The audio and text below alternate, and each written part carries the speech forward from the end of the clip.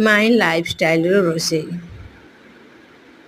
खास करी मो यूट्यूबर सब्सक्राइबर मानक लगे आनी देखी नियंतु वीडियो रे मु कौन कौन सब आनी और कौन कौन सब रखी रोसे लगी सामग्री।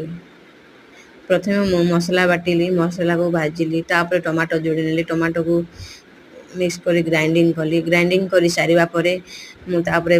रेडी कर दिली आलू मटर तापरे भजा हिता मसला रे आलू मटर को मिक्स कली 5 मिनिट पर तापरे सेतिरे किछि टिके मात्रा रो किछि अल्प कपे पानी मिक्स